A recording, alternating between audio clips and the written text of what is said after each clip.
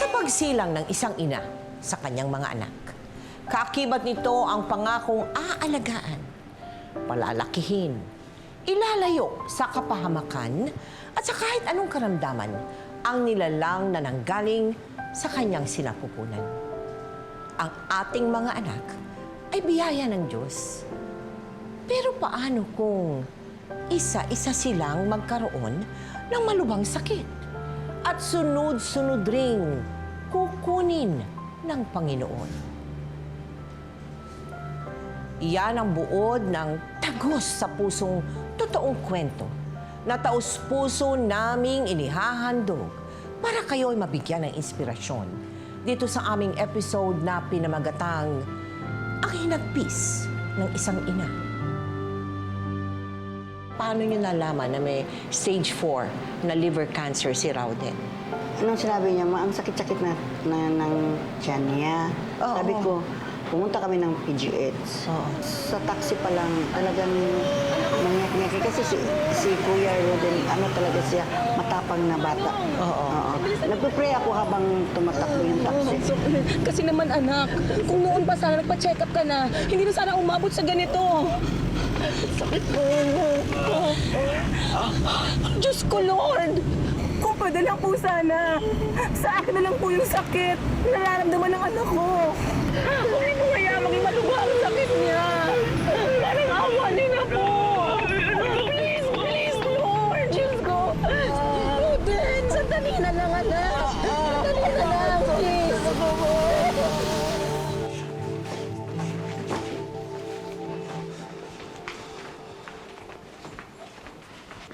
Oh, Haset. Anong ginagawa mo dyan sa labas? Dala ko ng gamit ng kuya mo. Bakit mo siya iniwan? Ma, kailangan natin mag-usap. Bakit, nak? May nangyari ba sa kuya mo? Lumabas na yung lab results ni Kuya. Huwag ka mabibigla, Ma. Tatagan yung loob nyo. Bakit? Ano bang sinabi ng doktor? Liver cancer daw. Stage 4. Paano nangyari yun? Ang lakas-lakas ng kuya mo, ah. Kaya na lang naman siya nagreklamong may masakit sa kanya. Tapos ngayon, stage 4 cancer na.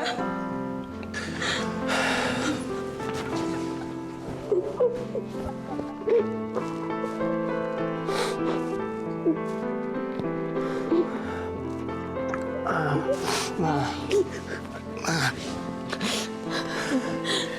Kailangan huwag tayo magpahalata. Ha? Tatagan yung loob nyo. Kailangan tayo ni Kuya.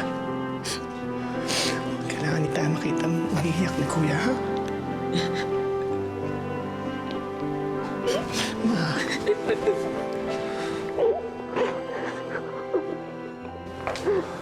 Haset?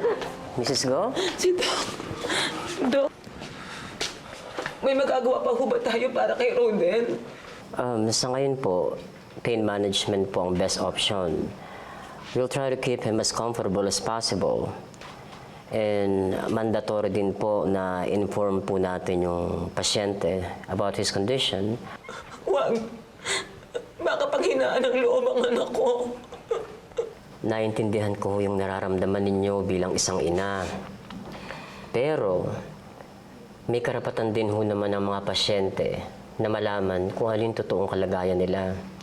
At best interest, ma-inform siya tungkol sa sakit niya. Para naman magawa niya yung mga bagay na gusto niyang gawin hanggat kaya pa.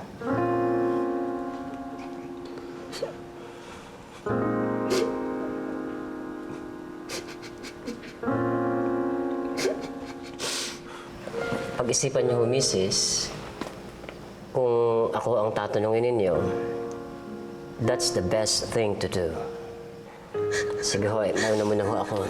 Excuse me po.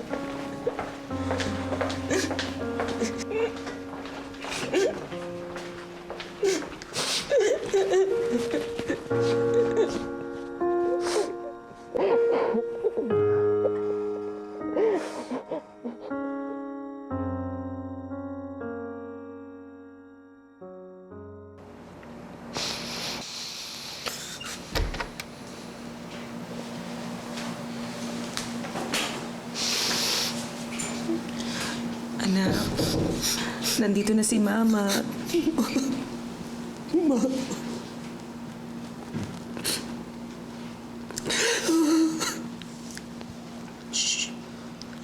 Huwag ka nang umiyak. Anak, huwag ka mag-alala. Lalabanan natin yung sakit na yan. Lahat gagawin natin para gumaling ka. At yung sinabi ng doktor, resulta lang yun ng mga tests. Pwede pang magbago yun. Basta, magdasal lang tayo sa Diyos.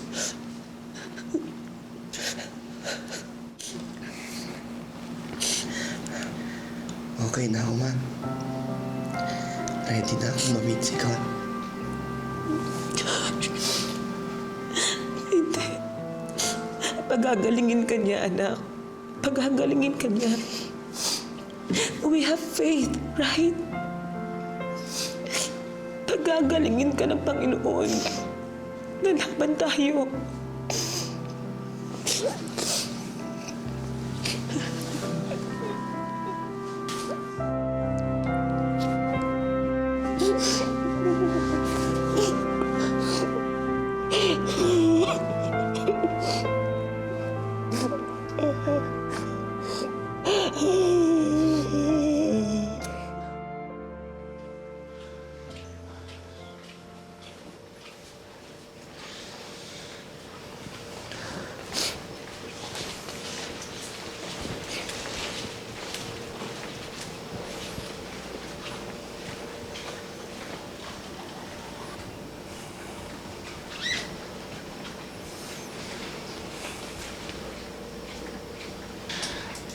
Diko,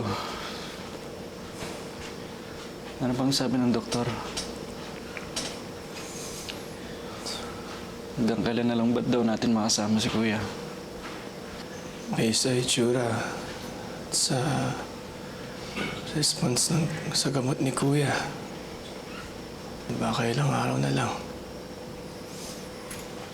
Kaya kung may kailangan siyang gawin, kailangan magawa na niya hanggang may oras pa. Kailangan natin magpakatatag, Hisham. Hindi lang para kay Kuya. Para na rin kay Mama. Hindi magiging madali ang mga susunod na araw. Baka hindi kayanin ni Mama.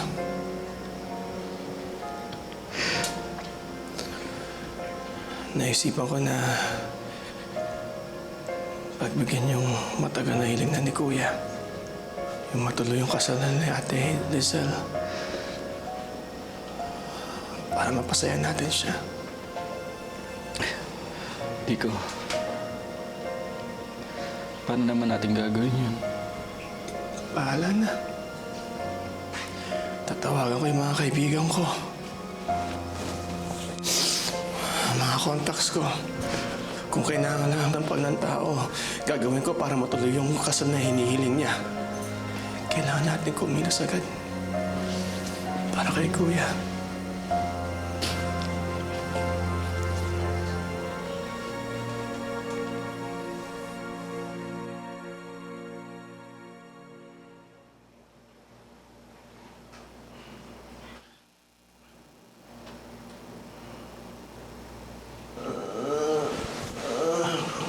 Kuya? Kuya, Hisham. Hisham, gising. Kuya, may nararamdaman ka ba? May sakit? Kuya? Kuya?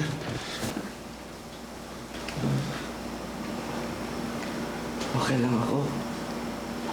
Nanaginip lang ata ako. Kuya, may good news kami para sa'yo. Patutupad na namin yung wish mo. Dahil bukas, tuloy na yung kasal niya ni Ate Lizelle. Oo. Kaya, Kuya, palakas ka, ha? Tsaka kailangan, gwapong-gwapo ko dun sa kasal niyo. Siyempre, guwapo si Kuya. Oo naman. Mag-ayos ka dun.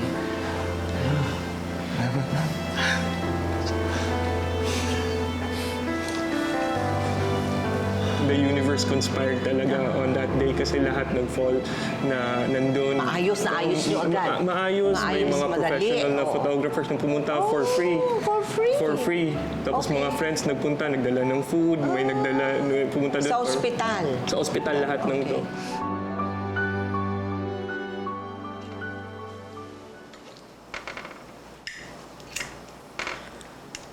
Ma. May kaunting pera pa ako sa bangko. I-withdraw niyo po. Sige, anak. Ang asawa mo nang bahala doon. Ang mabuti pa, kumain ka ng mabuti. Dahil napagod ka sa kasal niyo kanina. O ito. Kumain ka.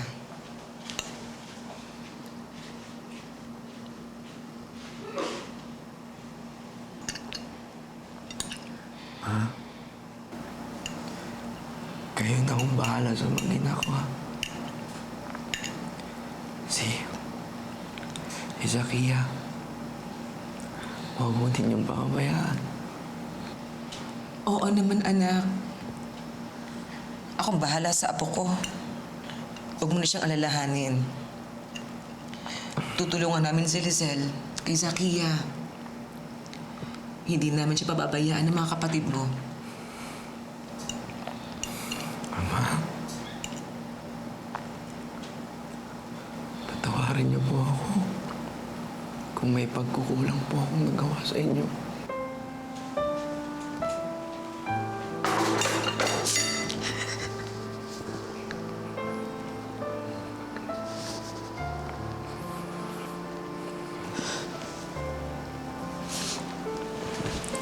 Anak, wala kang pagkukulang.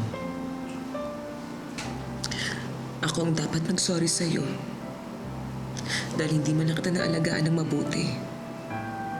Basta anak, tatandaan mo ha, mahal na mahal ka ng mama. Ikaw ang unang baby ko, di ba? Kaya sobrang love ka ni mama.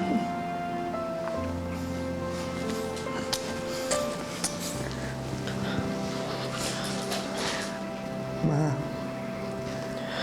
huwag na po kayong umiyak. Okay lang ako. Di ba? Sabi ko sa inyo, hindi ako natatakot. Ready na akong ma-meet si God.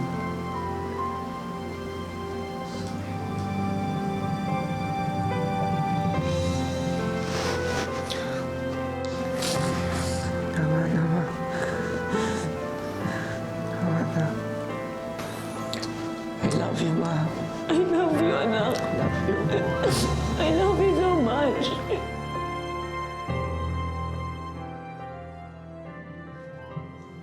Pagkalipas lamang ng mahigit 10 oras, matapos siyang ikasal kay Lizelle, si Rowdem ay tahimik na pumanaw sa piling ng kanyang ina, mga kapatid, asawa, at ng kanyang nag-iisang anak na si Zakia.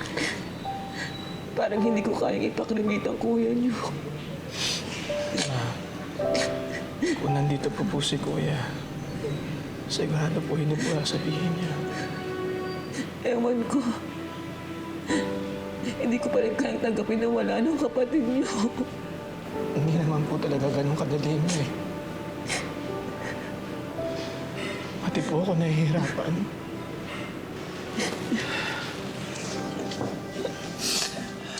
Kaya ito na lang po, Ma. Sa tuwing mamimiss niyo po si Kuya, ipikit niyo lang po yung mga mata niyo. Pikit niyo po.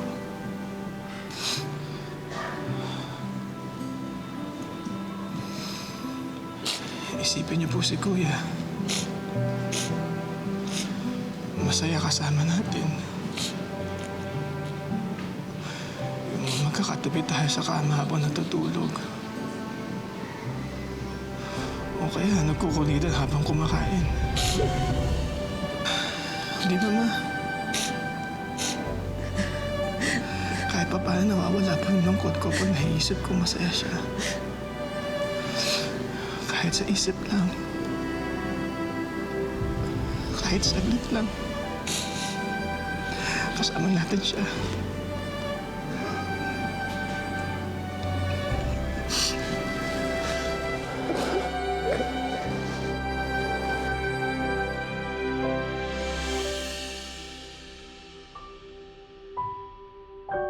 Nahirapan mang makabangon at manumbalik sa dating sigla si Lorelie, ipinagdasal niyang sana'y maging maayos na ang lahat sa kanilang pamilya.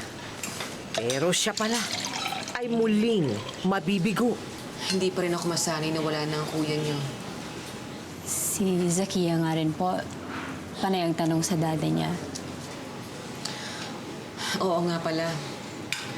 Tumawag yung sekretary ng doktor na Roden. Nire-remind niya tayo tungkol sa doctor's appointment natin mamaya. Mamaya na ba yun? Ma, balik hospital na naman po ba tayo? Di po ba pwedeng ipareschedule na lang? Parang ayoko po pong pumunta sa hospital after dun sa nangyari kay kuya. Ang sabi ng doktor, mas maaga tayong magpatingin, mas mainam. Mahirap ang sakit na cancer. Sa simula, maaaring wala kang maramdaman. Pero nasa katawan mo na pala. Tignan niyo nangyari sa kuya niyo. At saka nag-aalala ako para kay Zakia. Siguro kung mas maaga nagpatingin ng kuya niyo, baka andito pa siya ngayon. Kasama natin.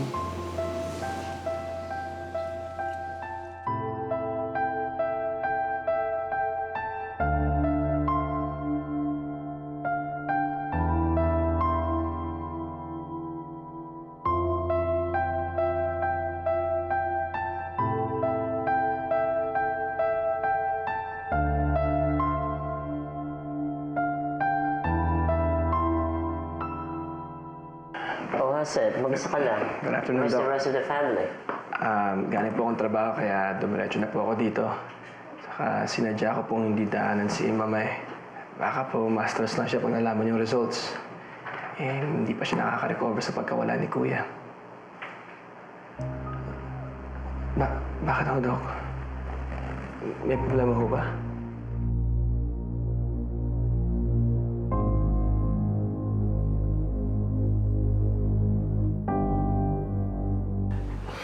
Nag-usap na po kami ng doktor. Gaya po ng sabi niya, hindi po madaling i-discuss to. Advantage lang, na maaga po nakita yung problema kaya maagapan pa. Bakit? Ano bang resulta? Ate Lizelle, kasi kaya po ni Zakia, clear po kayong lahat. Wala po nakitang problema. Ma, ako po saka si Hisham, may nakita pong problema. Si Hisham po may liver cirrhosis. Pero manageable naman daw. Kaya kailangan lang po tutukan para hindi lumala. Ikaw, Haset.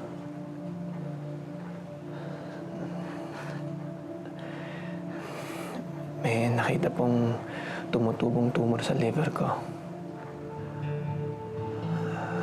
From the size and the looks of it sa ultrasound, malignant daw. Kaya kailangan pong operahan po kagad para hindi na po kumalat. Tumor? Malignant?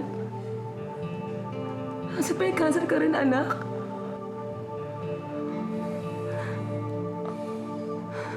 Na naman?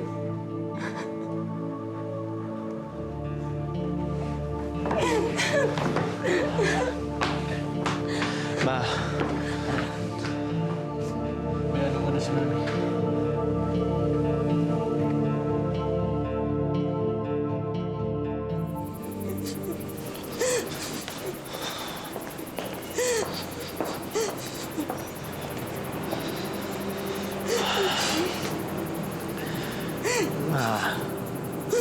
Ma, tama na. Kaya na po kayo umiiyak. Baka mapahana kayo niyan. Ang sakit-sakit naman kasi anak eh. Hindi ko na alam kung anong gagawin ko. Ma, lalabanan natin tong cancer na to. And this time, hindi tayo magpapatalo. Sabi naman po ng doktor, ma, malaki po ang chance natin. Basta magpa-opera ako kaagad para matanggal ang affected liver. Ma, tumutubo naman po kaagad ang liver, kaya wala po kayo dapat ipag-alala. Ma, makakayanan natin to. Ang dami na po natin pinagdaanan simula nung iniwan po kayo ni Papa. Basta kapit lang po, ma. Tulungan niyo po ako. Malalaman po tayo, ha?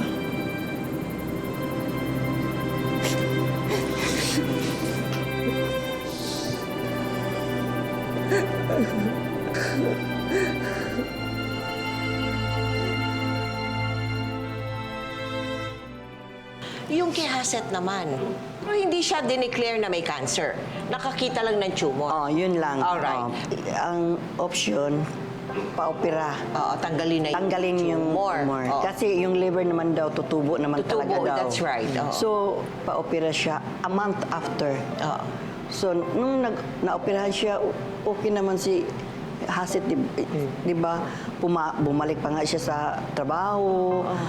Oh, ma'am, mauna na ako ah. May meeting pa po ako with clients sa restaurant eh. O anak, itong baon mo baka makalimutan mo. Anak, sigurado ka bang okay lang lagay mo? Wala ka bang nararamdaman, ha? Opo, ma. Okay na po ako. Eh, 1 month na since nagpa-opera po ako, kaya naka-recover na po ako. Sigurado ka ba, anak? Eh, kung ako lang talaga masusunod, hindi kita agad pababalik sa trabaho mo. Ma, kung dito lang po ako sa bahay, sigurado po manghihina ako. Basta, anak, pag sumama ang pakiramdam mo, ha? Magsabi ka agad. Okay lang po, kaya easy lang po kayo ha. Okay na po ako, promise.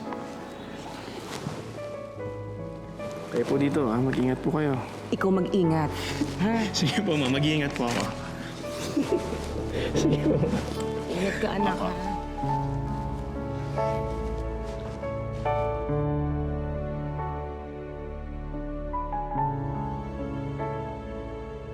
Naging maganda ang resulta ng operation ni Haset.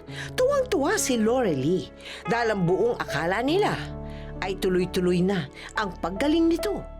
Hanggang sa...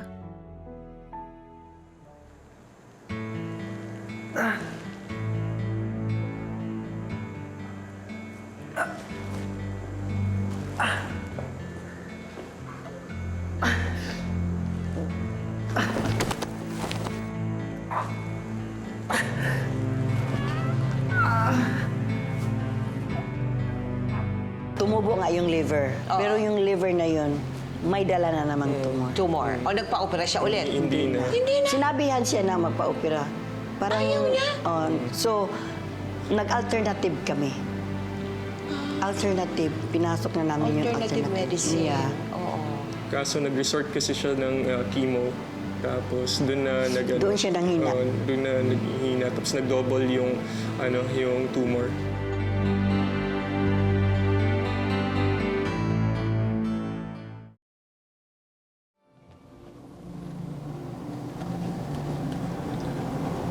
Diyan saan tayo pupunta? Ang layo na sa Maynila.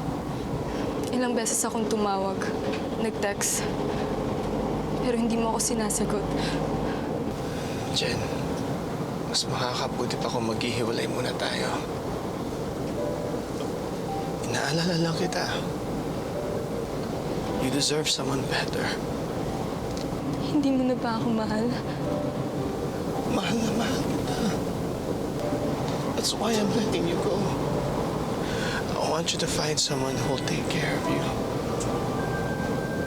Who'll be there for you and love you. Sa ngayon, hindi ko na magagawa yan para sa'yo. Hassett, please. Jen. Please.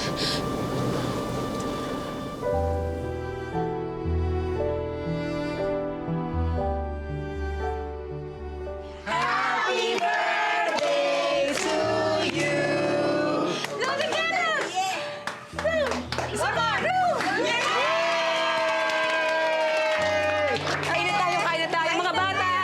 Balik na sa pwesto! Dali, dali! May mga laruan ako. Dali, balik sa pwesto, dali! Excuse me. Oh, here. O, ito pagkain. Kumain kayo, ha? Kumain kayo. Marami tayong pagkain. Ay, picture! O, Zakia, kumain ka na, Zakia, ha? Uy, ginagawa mo dito? Okay ka lang ba?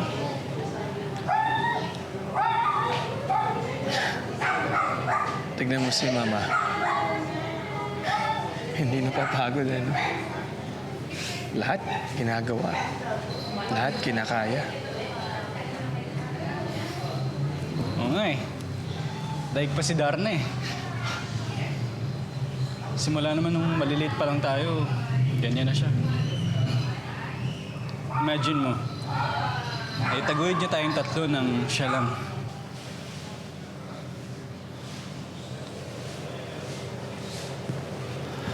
Kaya kampante ako kung mawala man ako.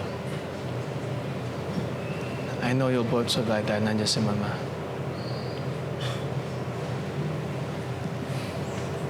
Anong mawala? Walang mawawala. Ikaw ano ba? Mais ka nga. Alam mo bang simula pagkabata, hero na kita. Pag may problema ako, may kailangan ako,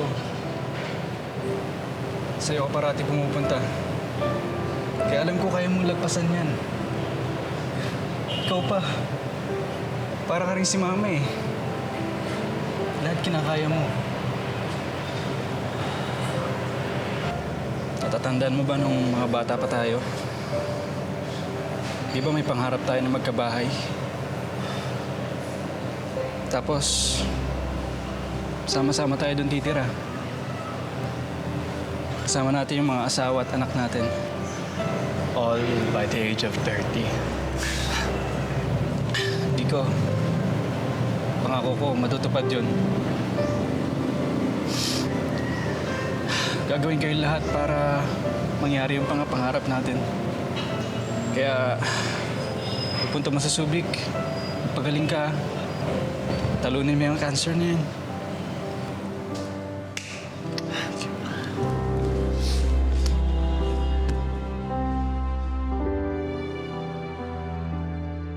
Bukod sa mga gamot na ipinapainom sa kanya ng doktor, nagtungo si Hassett sa Subic para sumailalim sa isang alternative medicine treatment upang labanan ang kanyang lumalalang sakit na cancer.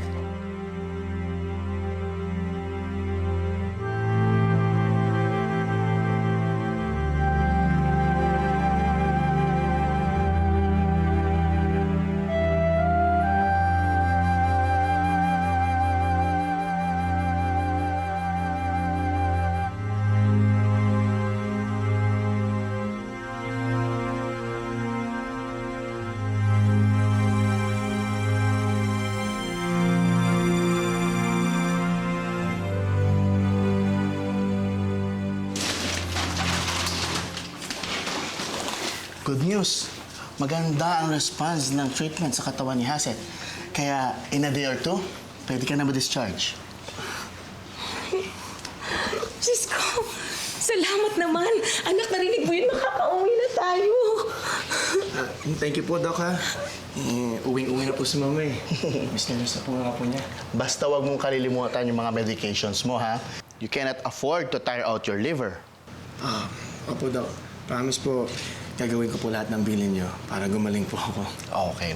Sige, congratulations, ha? And sige po, Mrs., mauna na po ako. Dok, salamat po ulit, ha? Sige, Salamat. thank you. Thank you po. Okay.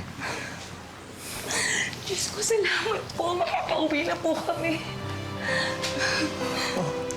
Nakangisi ka dyan. Ano nakakatawa? Meron bang dumi sa mukha ko, ha? Hindi po, ma. Sabi po ng doktor, in a day or two. Saka, hindi pa po tayo nakakabayad ng hospital bills. Uwing-uwi na po kayo. Akala ko kasi pwede nang umuwi ngayon eh. Gusto ko na talaga umuwi. Alam mo ba? Alam niyo po, ma. Mamimiss ko rin po itong lugar na to. Yung tayo lang pong dalawa maghapon. Papasalamat po ako na nandiyan po kayo lagi. Nag-aalaga sa akin, nagmamahal. Napakaswerte ko po na kayo po naging mama ko. I love you, ma. I love you too, anak. At tatandaan mo, ha? Parating nandito ang mama. Basta't gumaling ka lang, lahat gagawin natin.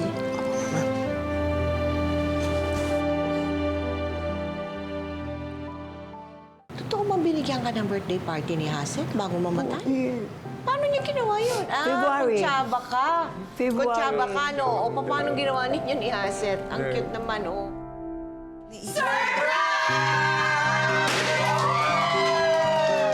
Surprise, Mom! Happy birthday! Happy birthday!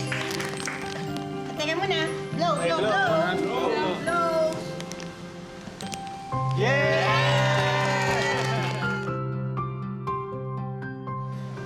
Ang dami nangyari ng huling taon.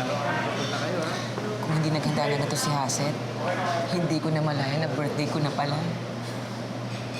Alam mo, bilib ako sa'yo kung paano mo kinakaya lahat. Simula maghiwalay kayong mag-asawa, ikaw nang tumayong ama at ina ng mga anak mo. Alam mo, kung naiba-iba yan, siguro bumigay na. Kailangan ko magpakatatag para sa mga anak ko.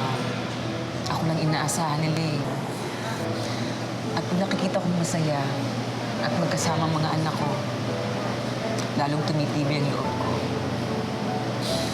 Alam mo, Manang, lahat kakayanin ko. Basta umayos lang mga lagay nila. Nang sorpresahin ni Haset si Lorelei sa birthday nito, ang buong akala nila'y tuluyan na ang paggaling ni Haset. Pero lingid sa kanilang inaasahan. Lumabas na yung results ng lab test mo. Haset, yung tumor na tumubo sa'yo noon, nag-double in size. So, kinakailangan kumilos tayo, no? Para hindi tuluyang kumalat yun sa ibang parte ng katawan.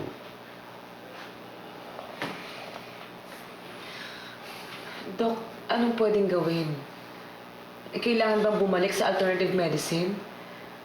O surgery? O chemotherapy? Hindi pa natin nasusubukan yun, di ba? Nasa inyo po yun. You can go back to alternative treatment or you can do chemo or you can do both. Sige po, Doc. Pag-uusapan na lang po namin kung anong mas mainam gawin. Sige, Haset. Just let me know as soon as possible. Hindi tayo pwedeng mag-aksaya ng oras. Importanteng masimulan ang treatment. The sooner, the better.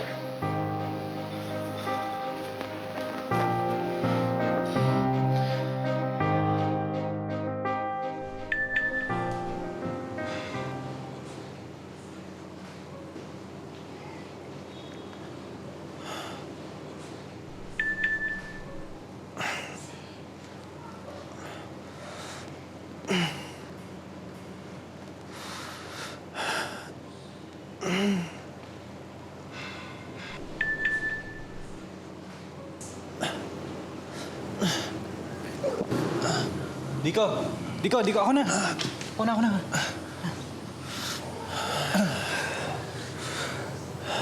Oh, hindi mo nag-text sa'yo ah. Gusto mo ba basahin ko na yung mga message mo? Sige, please. Baka kasi trabaho eh. Okay. Oh, si Jen. Nangangamusta siya? Nasagutin ka ba siya? Huwag na. Hayaan na natin.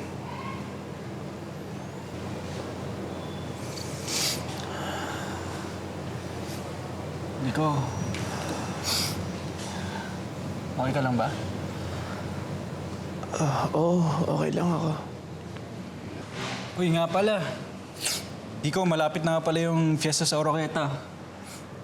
Kailangan lumakas ka para makauwi tayo. Kasi I'm sure, marami naghihintay sa'yo doon. Naalala mo ba last year? Binigyan ka pa ng award kasi big time ka na raw eh.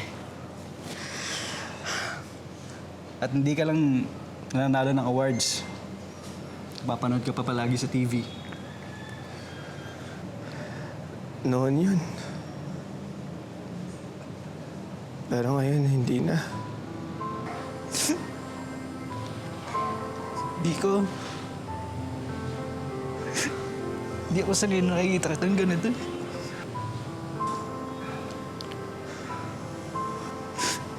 Sabi mo nun, gagawin mo yung lahat para labanan mo tong sakit mo. Pero bakit ngayon parang sumusuko ka na?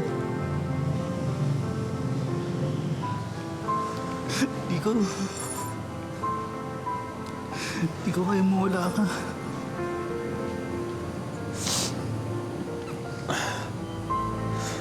Idol kita eh. Paano na lang kami ni Mama? Ikaw, huwag mo maiwanan ni Mama. Please.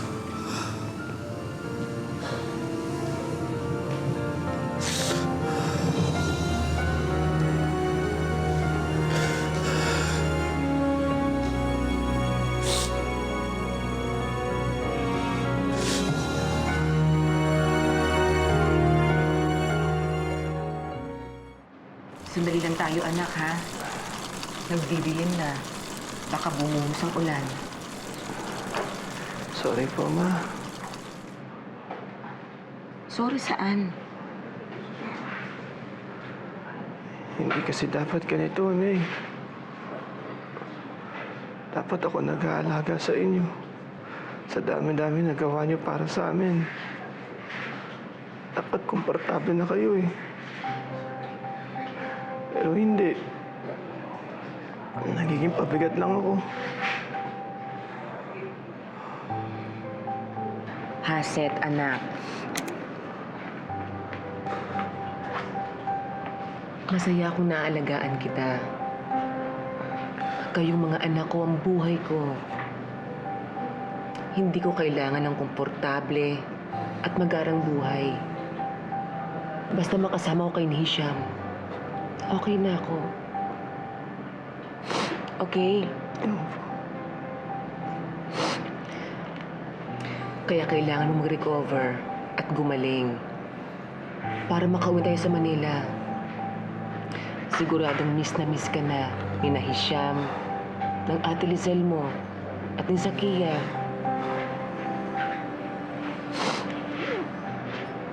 Opo, Ma. Halika na, bumalik na tayo. Sige po.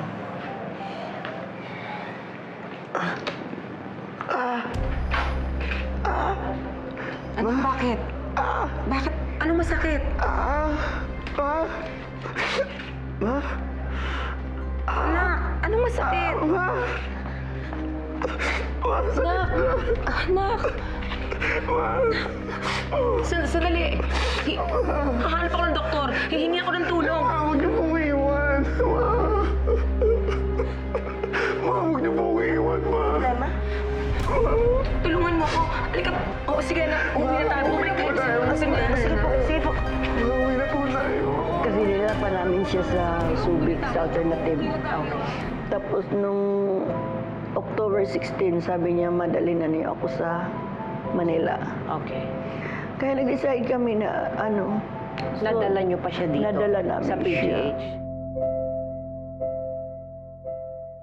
Bahala dyan. Oh, ito na yung mga paboritong pagkain ni Asit, ah. Pare. Sabihin mo, sinarapan talaga ni head cook yan para sa kanya. Pare, salamat. Ang dami nito ah. Buti nga kahit papano, nakakain na siya kasi nung huling kita ko sa kanya. Ang laki talaga ng binaksak ng katawan niya. Oo nga eh. Pati nga kami ni Mama, nag-aalala na sa kanya eh. Kaya ito, pag may mga gusto siyang pagkain hanggat maaari, binibigay na namin. Basta sabihin mo lang sa akin, huwag kang mahihing lumapit ha. Kahit ano. Pare, wala naman siyang ibang request ngayon eh, kundi makasama yung mga kaibigan niya at pamilya niya ngayong Pasko. Gusto nga niyang magpa-party eh. Gusto niya magkakasama kami lahat masaya. Eh, bakit di pati pagbigyan yung hiling ni Haset? Pare, October pa lang, matagal pa yung Pasko. O, bakit di natin advance yung Pasko at agad-agad mag-Christmas party na tayo? O, yan anak. Sabihin mo lang kung kailan ko hihinto, ah. Konti pa po, ma. Okay na? Okay na po. Sigurado ka, anak. Komportable ka na.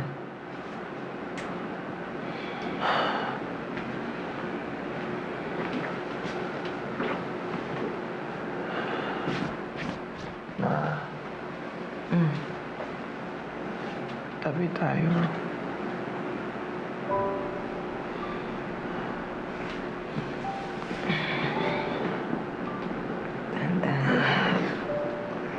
Sorry, anak. Okay lang po, ma. Sorry.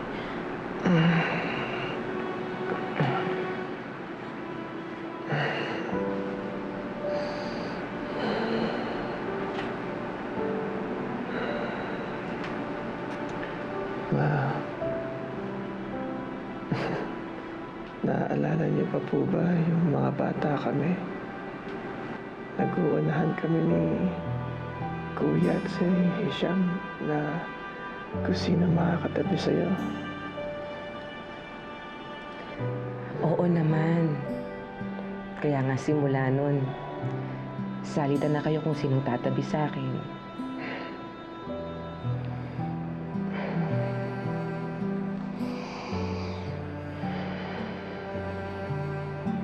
Ma, rest lang po ako dito sa shoulders niyo, ha? Napapagod na kasi ako eh. Sige lang, anak. Matulog ka lang sa tabi ni Mama. Papantayin kita. Salamat po, Ma. I love you. I love you too.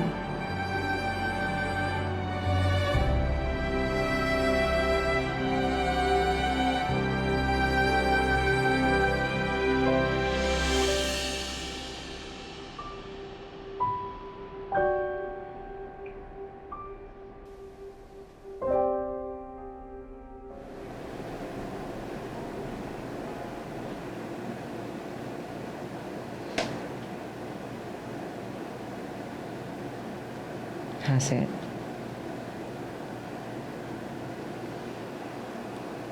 Haset. Haset.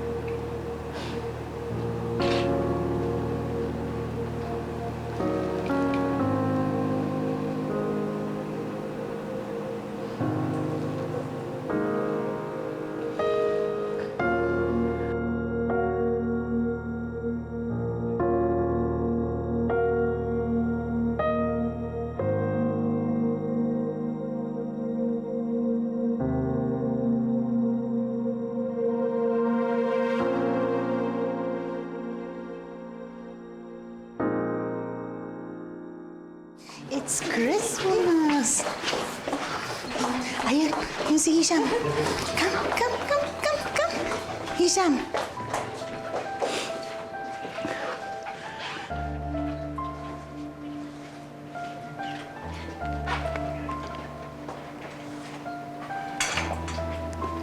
Hisham?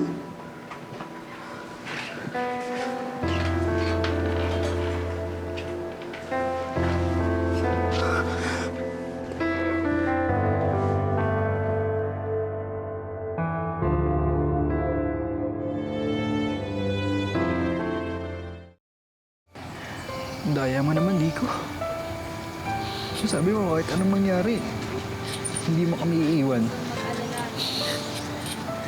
Pero ngayon, wala na tuloy akong hero. Pero di bale. Alam ko namang happy ka na ngayon. Kasama si Kuya Rauden. Huwag kang mag-alala. Ako nang bahala kay Mama. Sisiguraduhin kong magiging okay ako. Naalagaan ko yung sarili ko. Para hindi na mahirapan si Mama.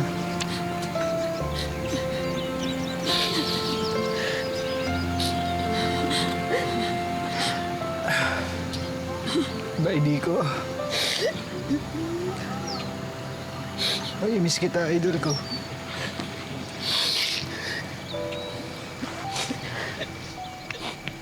Ito.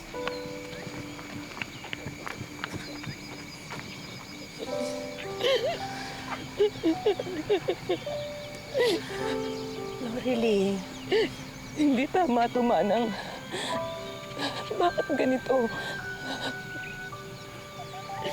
Ang sabi nila, dapat ang anak mong naglilingin sa kanyang magulang. Pero bakit ako? Pangalawa ko na to. Mababait naman ang mga anak ko. Pero bakit parang pinarusahan kami ng ganito? Tagan mo ang loob mo. Tagan mo ang loob mo. Ewan ko, Manang, hindi ko na alam. Hindi ko na alam kung kakayanin ko pa ngayong wala na si Haset. Nandito pa si Hisham. Kailangan ka niya. Kailangan ka pa ng bunso mo, ha?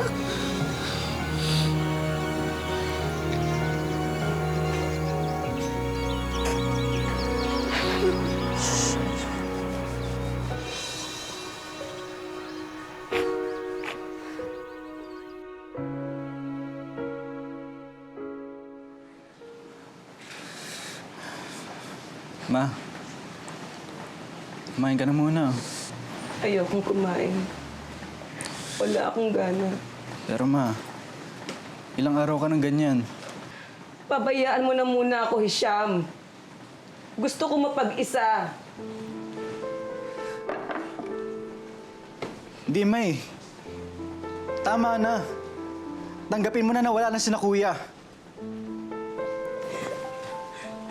Yun na nga eh! Wala na mga kapatid mo.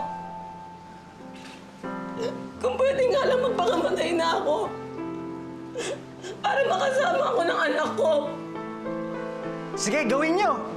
Magpakamatay kayo kung yun yung gusto nyo. Akala niyo ba pag ginawa niyo yan, makakasama niyo sila, Kuya? Hindi! Dahil sa impyerno ang punta nyo. Oo, alam ko naman eh. Alam ko na masakit nung mawala sila, Kuya. Pero ma, hindi lang kayo nasaktan. Ako din nahihirapan din. At alam niyo kung ano yung pinakamasakit? Yung makita ko kayong ganyan. Ma, please. Ma, kailangan ko kayo eh.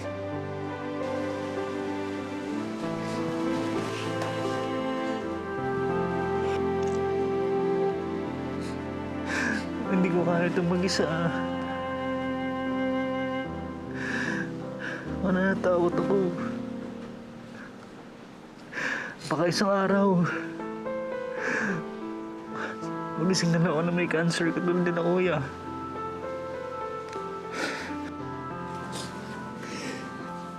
Pasensya ka na. Pasensya ka na, anak.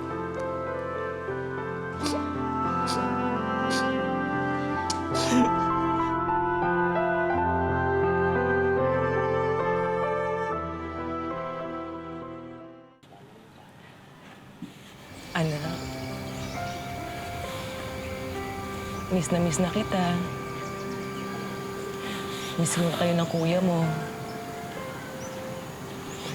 Halos araw-araw na lang.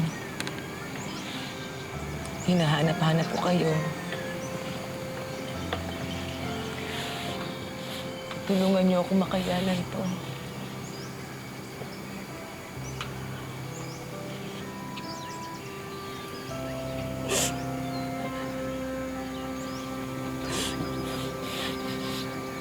At ngayong nasa langit na kayo, baka pwede niyong ibulong kay God. Napagalingin na si Hisham.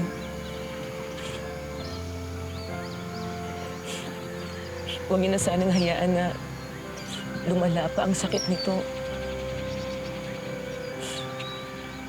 Mga anak, hindi ko nakakayanin kung pati si Hisham ay mawala pa sa piling ko. At please, pakibulong niyo kay God yun, ha?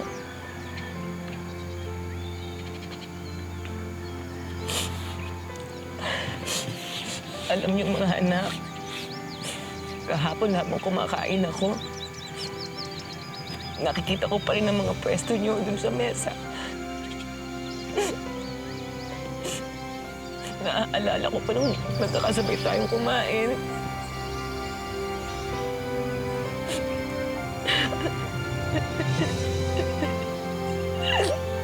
Para maibsan ang lungkot na nadarama ni Lorelie tuwing naaalala niya ang kanyang dalawang halos magkasunod na yumaong mga anak. Nagdesisyon si Lorelie at si Hisham na lumipat ng bahay kasama ang asawa at anak ni Rowden. Zakia, Apo, alam mo ba kung bakit tayo nandito? Kasi ito ng bagong bahay natin. Halika nga dito.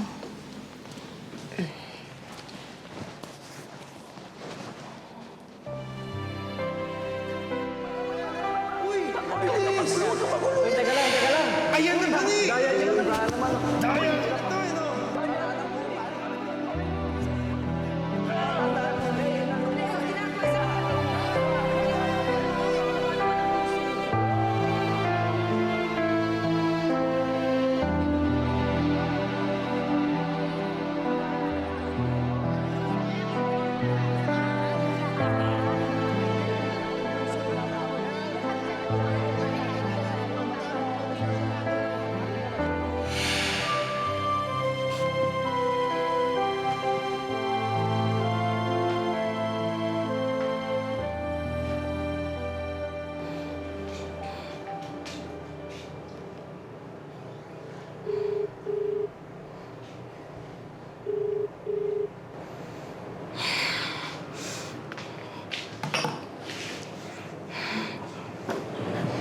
Ma? Sa wakas, nakauwi ka na rin. Kanina pa ako nag-aalala at naghihintay sa'yo. Ma, pwede bang makakiss muna ako sa'yo? Ma, I'm sorry po talaga kung ginabi ako. Ang tagal kasi nang hinintay ko dun sa pinag-a-applyan ko eh. Ako ba, Hisham? Niloloko mo? Meron pa bang opisinang bukas ng ganitong oras? Ma, bakit naman kita lolokohin? Nag-apply nga po ako sa call center kanina. Ito nga po yung mga documents ko. Ang tagal lang po talaga nung recruitment process nila kaya kinailangan kong maghintay na matagal para ma-interview ako ng pinaka-boss nila. Aba, kung ngayon pa lang, napapagod ka na at napupuyat dyan sa pinag-a-applyan mo, tigilan mo na yan. Baka bumagsak pang katawan mo dyan. Mahirap na. At saka, meron kang follow-up check-up na hindi mo pinupuntahan. Talaga bang gusto mong magaya sa mga kapatid mo, ha? Ma, ilang beses ko bang sasabihin sa inyo na okay lang talaga ako? Hayaan niyo na ako mag-apply ng trabaho para makatulong din ako sa inyo. Paano nga kung mapagod ka at magkasakit? Parang awa mo na, Hisham. Hindi ko nakakayanin kung magaya ka pa sa mga kapatid mo. Anong gusto niyo mangyari? Dito na lang ako sa bahay? Malaki na ako. Kaya ko na yung sarili ko. Lalo lang ako nangihina sa ginagawa niyo eh. Alam niyo, minsan hindi na ako mahinga sa pagiging overprotective niyo eh.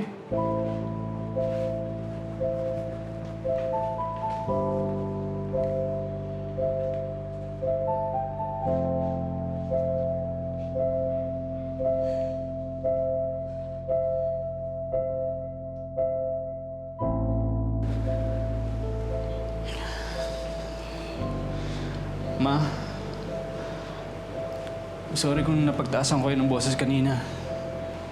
Pagod lang siguro talaga ako sa maghapon na pag-a-apply.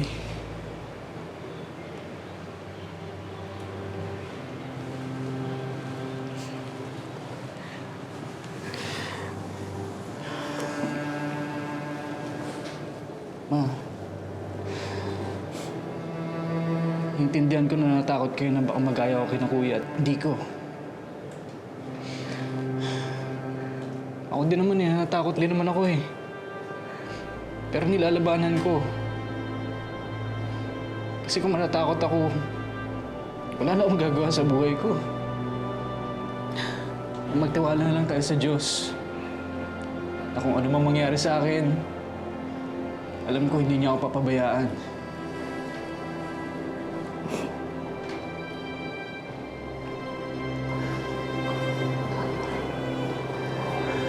Don't worry, ma.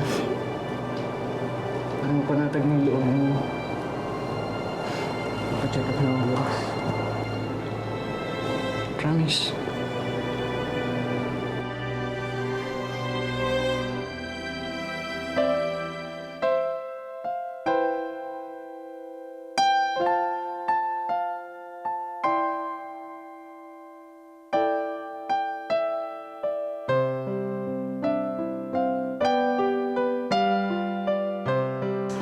Lord, sana po maging maayos ng lagay ni Hisham. Huwag niyo pong hahayaan na magkaroon din siya ng cancer. Siya na lang po ang natitira sa akin. Hindi ko po kakayanan kung pati siya ay mawawala pa.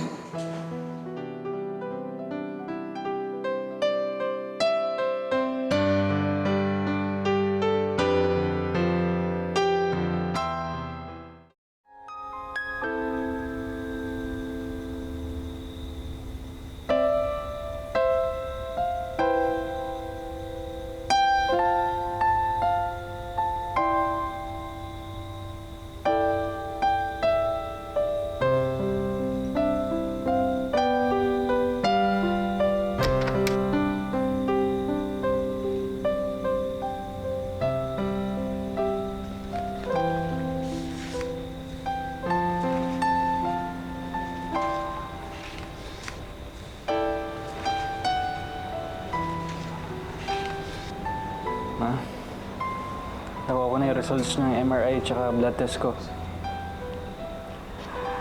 Okay naman daw yung mga lab test ko.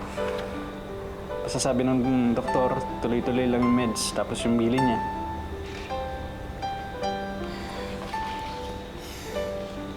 Salamat naman sa Diyos. At least makakampante na ako ngayon. Knowing na okay ang lagay mo. Sabi ko naman sa'yo, May. Hindi ko papabayaan yung sarili ko. Alam ko yung hirap na pinagdaanan mo nung kasakit yung mga kapatid ko. Basta ipangako mo, anak, ha? Na matagal pa tayo magsasama. Ma, oo naman. Naalala mo ba yung dream namin magkakapatid?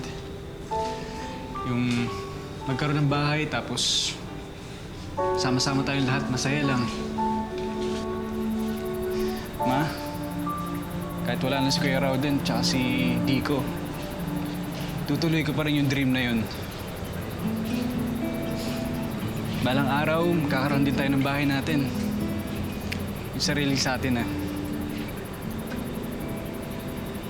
Tapos ikaw, ako, si Ate Lizelle, tsaka si Zakia. Doon tayong lahat. Masaya lang tayo.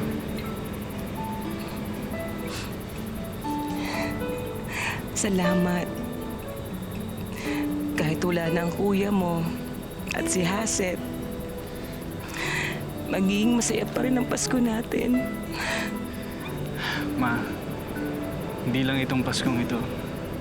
Sa marami pang Paskong darating.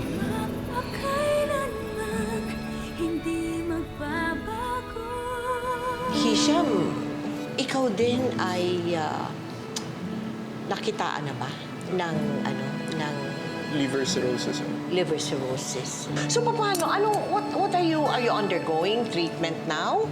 The thing is, wala kasing cure pa for liver cirrhosis. Okay. So yung ginagawa ko po is healthy living na lang talaga. So very cautious ako sa kinakain ko, sa pahinga ko, tapos yung iwas na lang talaga sa mga bawal na pagkain. So Lorelie, paano ba yun? Before you before you go to sleep? Paano ba yun? Walang araw, walang gabi yun na hindi ako umiiyak. Hanggang ngayon, iniiyakan ko pa rin sila. Alam napakahirap. Napakahirap. Pero teka muna, meron ka ng bulilit eh. May bulilit ka na inaalagaan.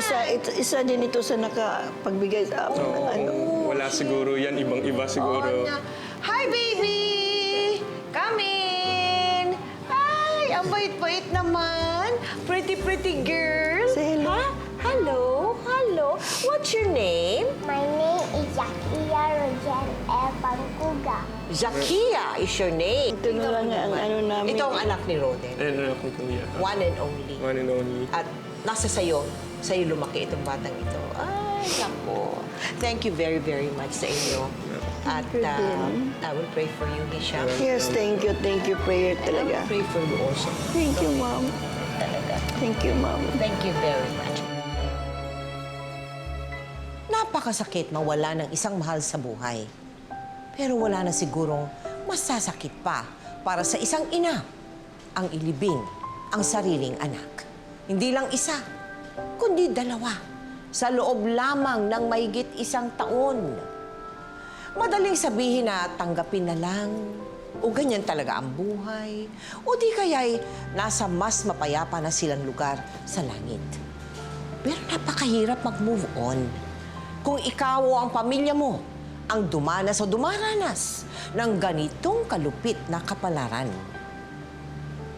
Kaya naman lubos-lubos ang aking paghanga kay Mami Laurely Go at sa kanyang bunsong anak na si Hisham dahil inilarawan nila sa ating lahat na anumang problema, pagsubok o sakuna ang dumating sa ating buhay, hindi tayo maaaring sumuko.